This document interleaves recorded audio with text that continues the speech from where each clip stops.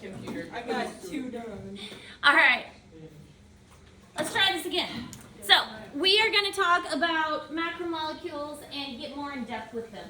Today we are looking at 2 of them, and tomorrow we're not looking at anything because I won't be here. On Monday, we will look at the other 2. These are the 4 organic molecules that our body needs. We mentioned yesterday that we can obtain these by eating. The nucleic acids, those are responsible for making up DNA, so we do eat them, but our body kind of more makes those. The others that are ones that we pretty much rely on from the food that we eat. We can make lipids and proteins though, but we need the basic building blocks from the food that we eat. So macromolecules are considered polymers. The term macromolecule and polymer are kind of the same thing. Poly means many, and so the polymers are made up of monomers, mono meaning one. So think of monomers as like Lego pieces. If I gave you guys the same amount of Lego pieces and the same colors and shapes and the same number, and then I told you to build a house, do you think all of your houses would look the same? No, you're not all going to build them the same. Even though you start with the same material, it's going to come out different because that's all the instructions I give you is to build a house. You're not all going to build the exact same house. But you can build lots of things out of the same pieces. And that's basically what's happening with the monomers. The monomers are the Lego pieces, and you can rearrange them and combine them in different ways to make many different things. And that's what we're going to see happen with the carbohydrates, the lipids, and so on, is that we're taking basically the same building blocks and we're rearranging them in different patterns in order to get these polymers. So monomers make up the polymers. Monomers are the building blocks, the Lego pieces that make up the polymers.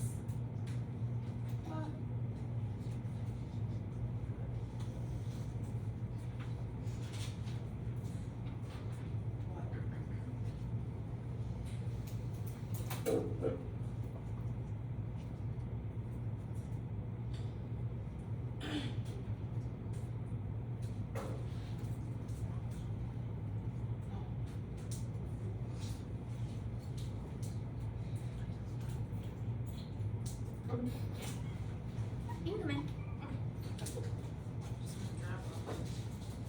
Your zinc and your brothers.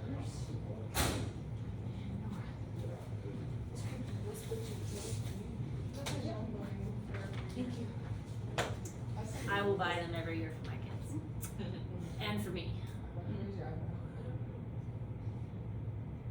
It's like I will buy my kids pictures. Unrelated. My 3-year-old at the daycare, they had like a professional come in and take pictures of him. Oh my goodness. They dressed him up and posed him. There's a picture of him laying in the grass with little suspenders like this, just smiling, and I'm like, That's so cute. take my money. And they did, and it was expensive, but it was so adorable. Anyways, that's besides the point. I'm good with these notes. With really cute pictures. Alright, so, the 4 main types of macromolecules, the carbohydrates, lipids, proteins, and nucleic acids. And they are combined in different ways, using the same basic building blocks. And so, we're going to start with carbohydrates first, because carbohydrates is the main one, that especially for us to get our energy. We kind of talked about it yesterday. The C6H12O6 was glucose. That's a type of carbohydrate. Typically, they contain carbon, hydrogen, oxygen in a 1 to 2 to 1 ratio. So C6H12O6, 1 to 2 to 1 ratio. The monomers of the carbohydrates are the simple sugars and starches. So you will have a question on your next test about carbohydrates being the polymer, what is the monomer that makes them up, and then the answer would be simple sugars and starches.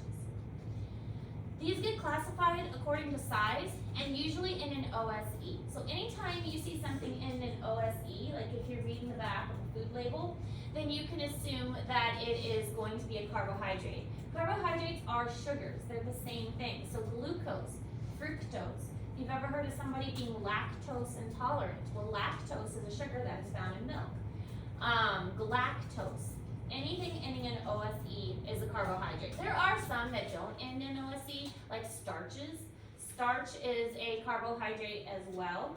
It's a more complicated one, but it doesn't end in OSE.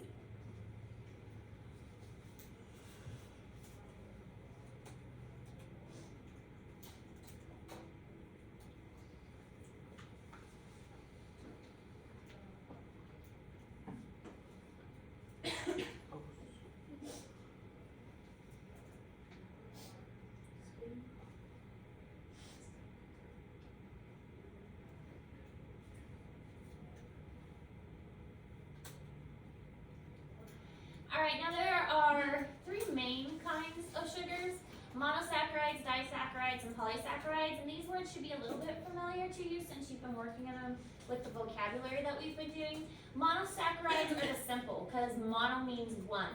So these are the simplest one, and they're made up of one ring. Remember, organic molecules have carbon rings or chains. So glucose and fructose are both arranged in simple rings, and they typically only have one ring. Disaccharides are two, so it's two sugars that are joined together, so it'd be two rings joined together. And polysaccharides, poly again means many, and these are long chains. Now, they are typically very complicated and difficult to break down. For instance, cellulose is a great example of this. Cellulose is found in cell walls of plants, and it is very difficult for our bodies to break down. Not just our bodies, but any animal that eats plants has to come up with a strategy of how to break down this hard, strong sugar. Different animals have different strategies to break it down. Our strategy is we actually have bacteria in our digestive tract that digest the cell wall. Now, if you've ever eaten corn or peas, you know that it doesn't always break it down as well as it should. But that's because that cellulose is just so strong, it's very difficult to digest.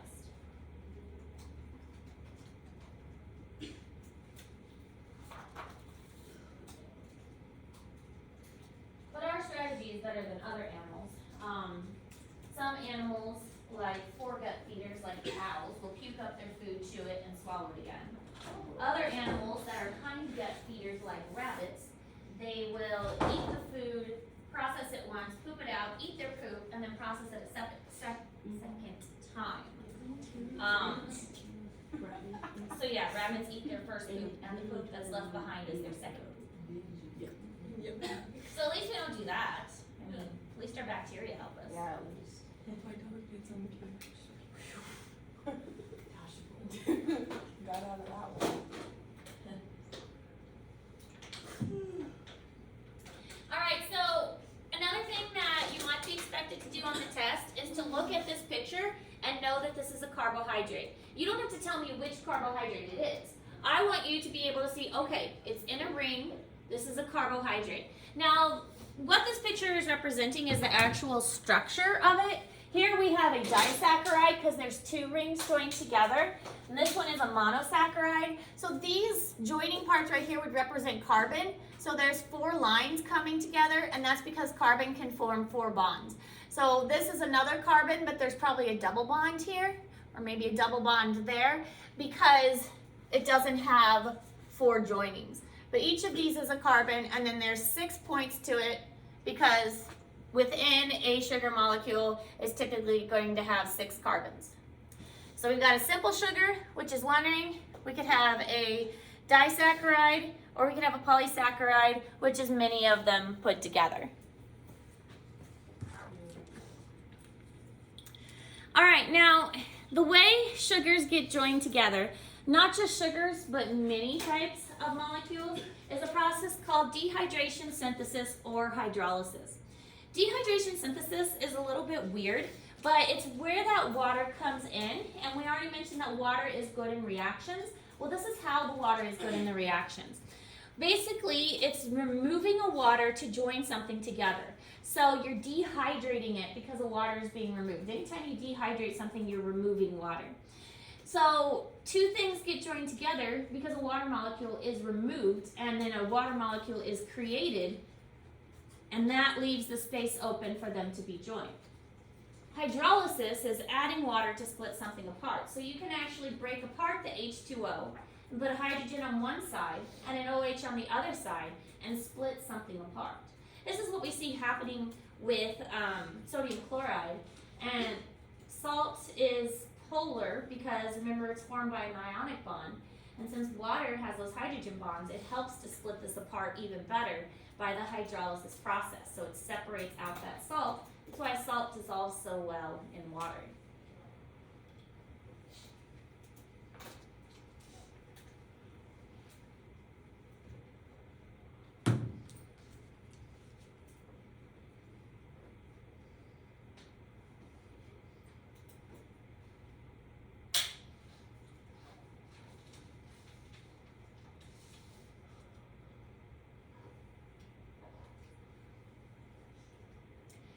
All right, any questions about carbohydrates before we move on to lipids?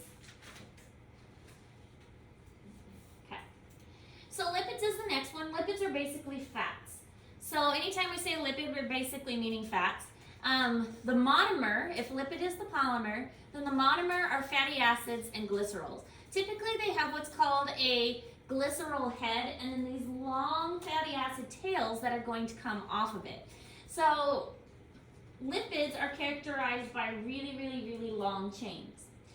Most of them are insoluble in water, meaning they're not going to dissolve. I'm sure like your elementary school teacher put oil in water and they didn't mix and it was amazing to see the oil and the water separate out. Well, that's because oil and water have different densities and it doesn't really, the water can't really break it up. They're found in the steroids of our body. They're found really important in the cell membrane, and we will spend time talking about the cell membrane a little bit more. Body fats and things like that. So lipids are actually a very important part of what makes up our body.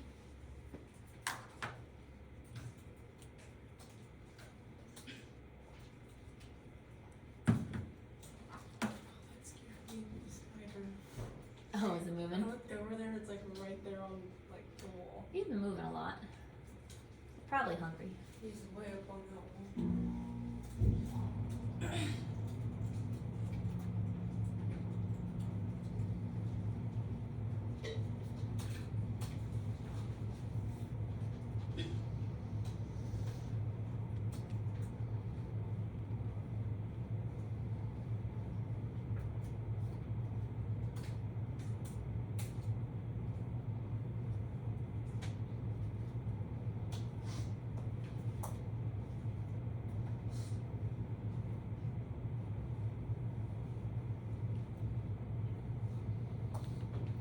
Alright, so this is what a lipid would look like. So with the lipids, this would be another picture that I would expect you to know for the test. You can see it's definitely a lot different than the circular ring we saw with the carbohydrates. Here is our glycerol head, and then it's got this long tail with carbons that is coming off of that. So here's another one with the glycerol head and then the long tail coming off. Now there's something called saturated versus unsaturated, and I mentioned this a little bit yesterday because people were asking questions about it for their vocabulary. Saturated is all single bonds. So here we have an example of a saturated fat. All of it is single bond. And then we have an unsaturated fat which has a double bond, which kind of gives it a kink in the tail. So this is what it kind of looks like with its kink in its tail. So if it's a saturated fat, the way I remember it is it's solid, saturated solid, at room temperature. Now if you melt it down, of course it's going to turn to a liquid. But at room temperature, saturated fats are solid. So think of like lard or coconut oil can be solid at room temperature. You can warm it up to make it into a liquid. So those would be examples of saturated fats. Unsaturated fat, I know it sounds kind of silly, but the way I remember it is unsolid. It is not solid at room temperature, so it's liquid. And these would be things like vegetable oil, things like that. So unsaturated have some double bonds present, and that makes it unsolid and liquid at room temperature.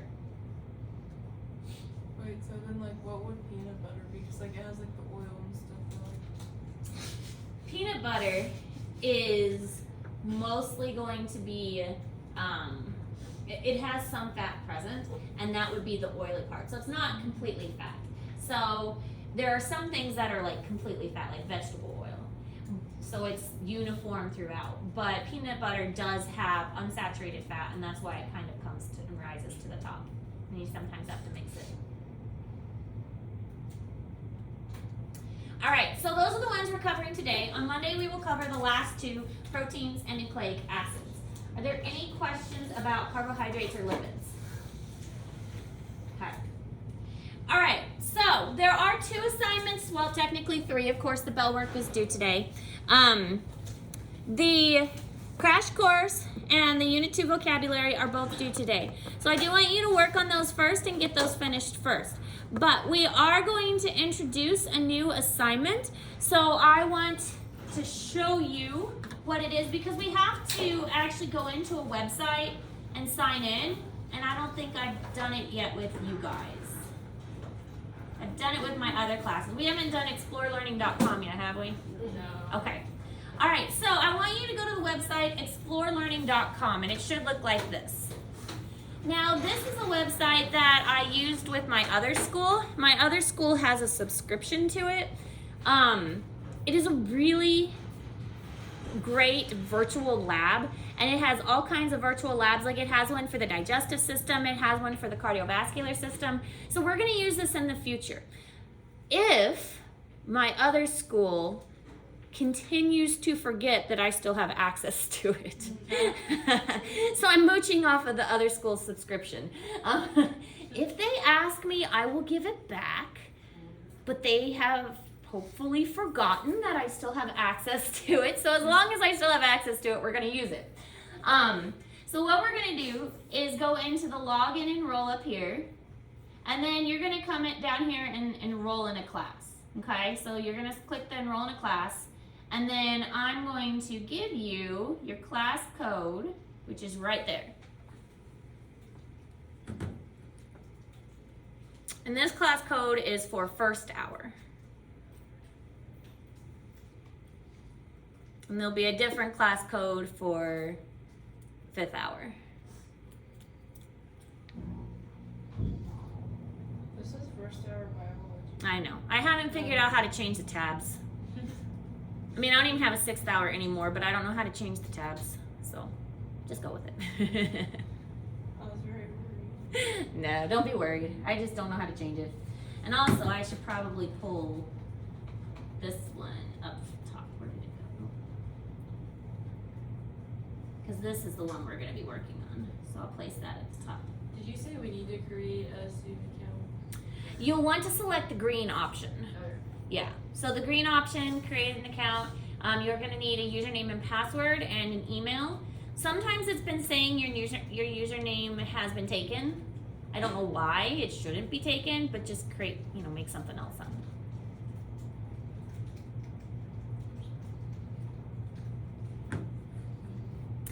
Now here's how this is going to work. When we do these, there is always an assignment in Google Classroom that goes along with it, okay? You have to follow that assignment, otherwise it's not going to make any sense. The assignment in Google Classroom is like a companion worksheet that goes along with the simulation, and it tells you step by step what you need to do. These gizmos, they're called gizmos, they can be quite complicated, and they can be a little bit confusing.